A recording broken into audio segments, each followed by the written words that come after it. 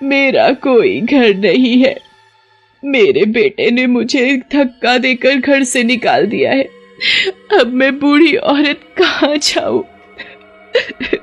राधिका को उस पर तरस आने लगता है। ये तो बहुत बुरी बात है। अच्छा माँ जी, क्या आप हमारे घर चल सकती हैं? हमारा घर बहुत बड़ा है, आप जब तक चाहे वहाँ रह सकती हैं।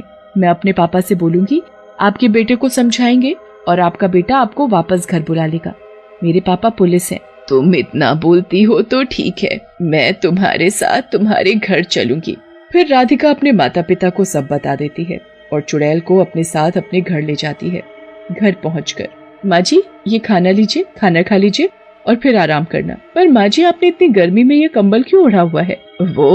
वो मैं बहुत बूढ़ी हूँ ना, तो मुझे गर्मी में भी ठंड महसूस होती है बहुत। अच्छा, वो तुम्हारी बिटिया कहाँ है? वो माँ जी, उसका नाम बिटिया नहीं राधिका है। वो बहुत थक गई थी इसलिए आते ही सो गई। सुबह उसे कॉलेज भी जाना होता है। श्वेता उसे खाना देकर सोने चली जाती है। आधी रात का वक्त था, सभी गहरी नींद में सोए हुए थे। वहाँ चुड़ैल राधिका की आत्मा निकालने की ताक में थी। चुड़ैल चुपके से उसके कमरे में जाती है, पर मनोज को कुछ आहट सुनाई देती है तो वो उठ जाता है। कौन है वहाँ? चुड़ैल मनोज को देखकर वापस अपने कमरे में भाग जाती है। कोई बात नहीं, अभी मैं कुछ दिन और इस घर में मेहमान हूँ, आज नहीं तो कल सही, फिर राधिका की आत्मा मेरे पास होगी। सुबह होती है। राधिका की सहेली चिंकी उसे अपने साथ कॉलेज जाने के लिए बुलाने आती है। राधिका कहाँ हो? कॉलेज नहीं जाना क्या? जल्दी करो, पहले ही बहुत देर हो गई है। तभी चिंकी की टक्कर उस चुड़ैल से हो जाती है और चुड़ैल का कंबल थोड़ा सा उसके मुंह से हट जाता है। तभी चुड़ैल जल्दी से कंबल वापस ओढ़ लेती है। तुम कौन हो? पहले तो कभी नहीं देखा मैंने तुम्हें इस घर में। तभी राधिका आ जाती है। वो हमारे घर की मेहमान है, कल ही आई है। पर वो उसकी सूरत। अब देर नहीं हो रही है तुम्हें? चलो अब रास्ते में सब बताती हूँ। दोनों सहेलियां घर से कॉलेज के लिए निकल जाती हैं। रास्ते में चलते चलते, राधिका, वो जो औरत तुम्हारे घर में है वो कुछ अजीब है, मतलब उसकी सूरत बहुत डरावनी थी देखने में। मैंने अभी तक उस औरत की सूरत नहीं देखी। वो हमेशा कंबल ओढ़े रहती है और हाँ, वो 1-2 दिन में वहाँ से चली जाएगी। बेचारी के बेटे ने उन्हें घर से निकाल दिया है। मैंने पापा को बोला है उसके बेटे को समझाने के लिए। और तू भी ना कुछ भी बोले जा रही है, डरावनी सूरत। मैं फिर भी बोलती हूँ, अपना ध्यान रखना। अच्छा मेरी माँ, ठीक है। देखो कॉलेज भी आ गया, अब चलो।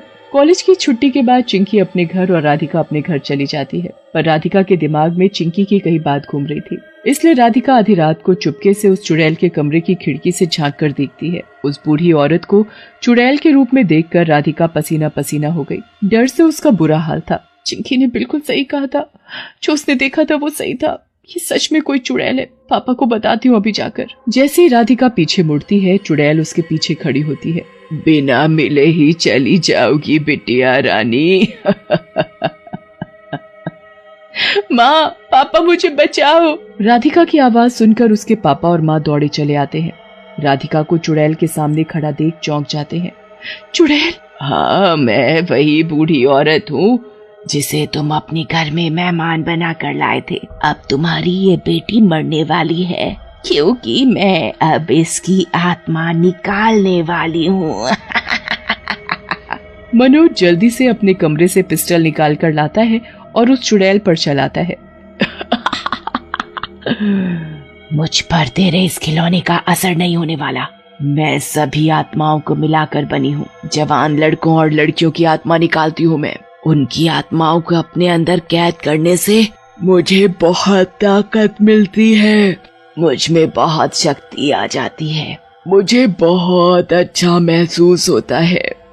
छोड़ दो मेरी बच्ची को, छोड़ दो। वो तो तुम पर तरस खाकर तुम्हें अपने घर में लेकर आई, तुम्हें पनाह दी अपने घर में और तुम उसे ही मारने चली हो। अब मैं जरा भी नहीं रुक सकती। आजा, आजा मेरे अंदर और मुझ में समा जा। जैसे ही चुड़ैल राधिका के सामने हाथ आगे करके उसकी आत्मा निकालती है, वैसे ही सामने से एक तेज रोशनी आते हुए चुड़ैल पर पड़ती है। चुड़ैल जोर से चीखने लगती है।